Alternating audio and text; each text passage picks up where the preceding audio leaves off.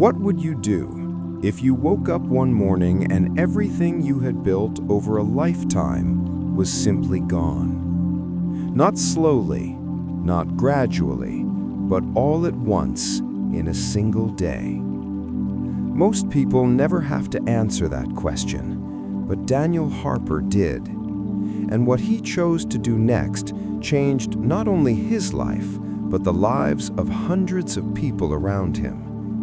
Stay with me, because this story is one you are not going to forget. Daniel Harper was 52 years old when the worst day of his life arrived.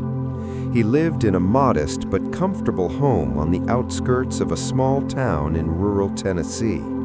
He had spent 26 years building a furniture business from nothing. He started with a single workshop behind his house, 2 old machines, and a loan he was not sure he could repay.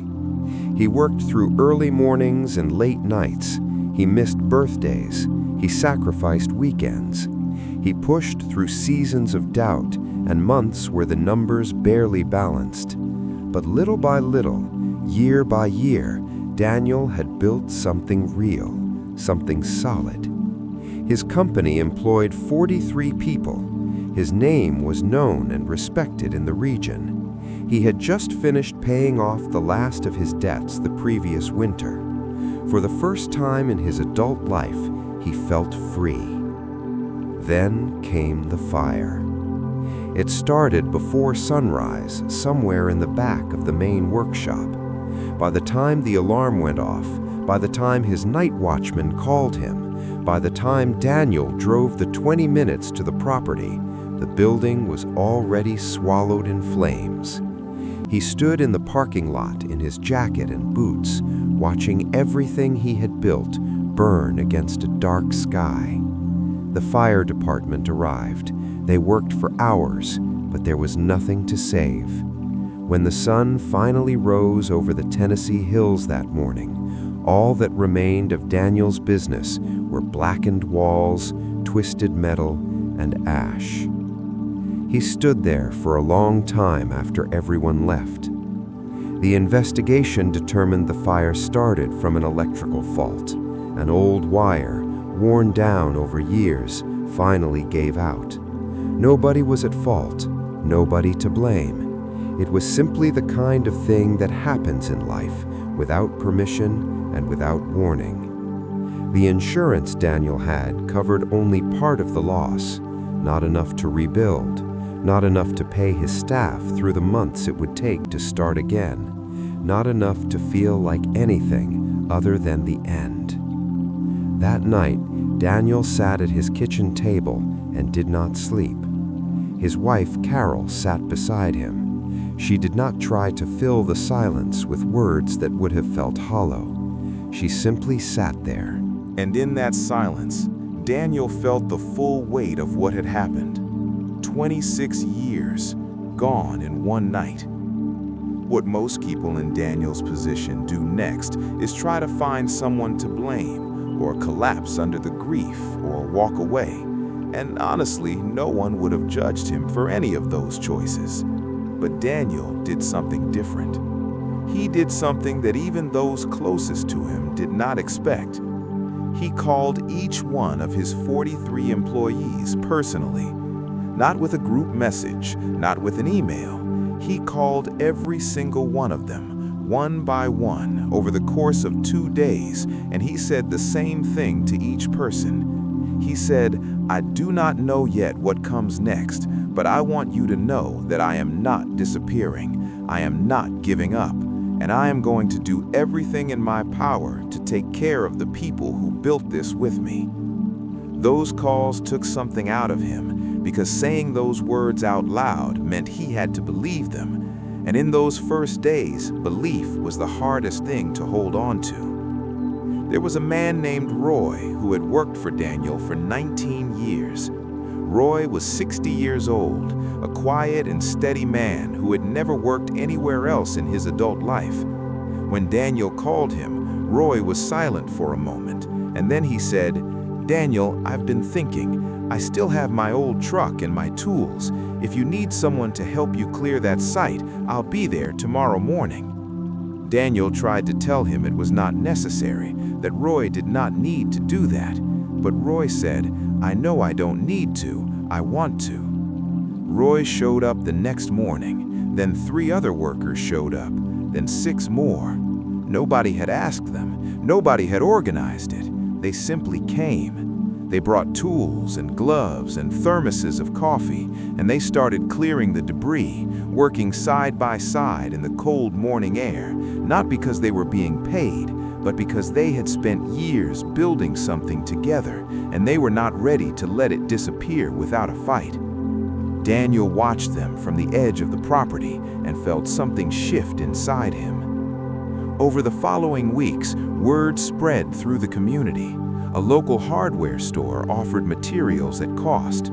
A neighboring business offered temporary warehouse space for free. A church group organized a fundraiser that Daniel had not asked for and did not expect. Small amounts of money came in from people he barely knew. A woman who had brought a dining table from his shop years earlier sent a handwritten card with $50 inside and a note that said, "You made something beautiful for my family. I hope you get the chance to do it again." None of these things were enough to rebuild the business on their own, but together they changed the atmosphere around Daniel from one of ending to one of possibility.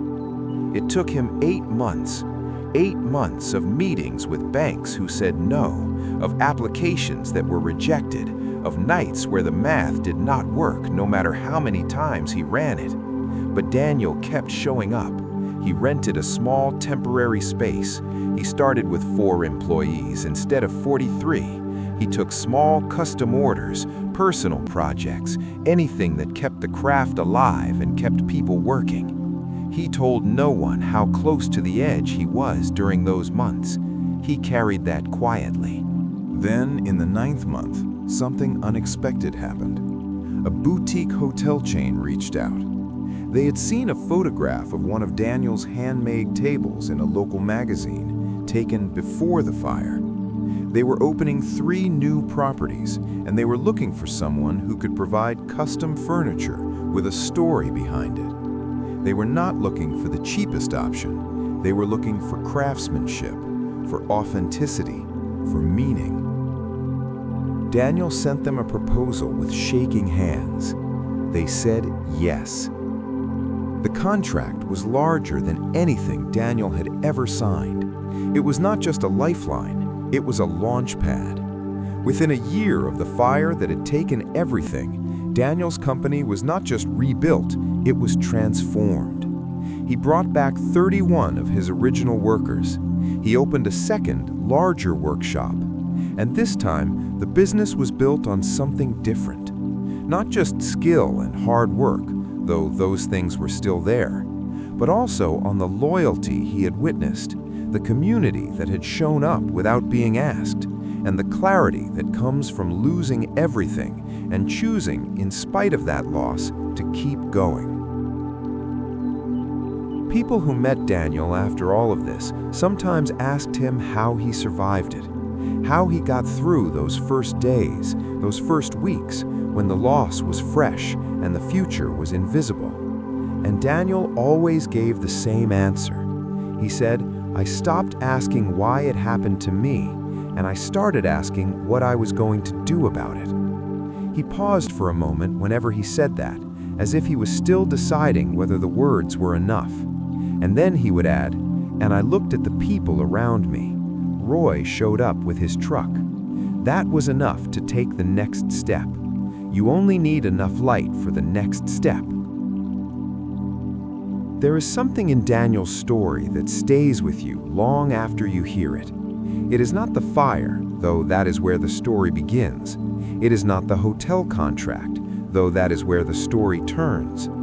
What stays with you is the moment he picked up the phone and called 43 people one by one. Not because he had answers, not because he had a plan, but because he refused to let the people around him feel abandoned.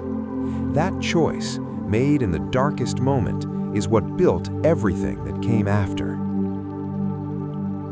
Losing everything is not the end of the story. It is the moment the real story begins. What you do in the hours and days after the fire, after the loss, after the thing that was never supposed to happen has happened anyway, that is where your character is revealed. Not in the success, not in the years of building, but in the morning you show up anyway, with nothing left, and you make the call. Daniel Harper lost everything in a single day, and in doing so, he found something he had never had before. He found out exactly who he was and who the people around him were, and it turned out that was worth more than anything the fire had taken. If this story moved you, if it reminded you that things can fall apart and still become something greater, please share it with someone who needs to hear it today. And if you are new here, subscribe to this channel. We share stories like this one every week. Stories of real people who faced real loss and chose to keep going. You never know when a story like this will be exactly what you needed. We'll see you in the next one.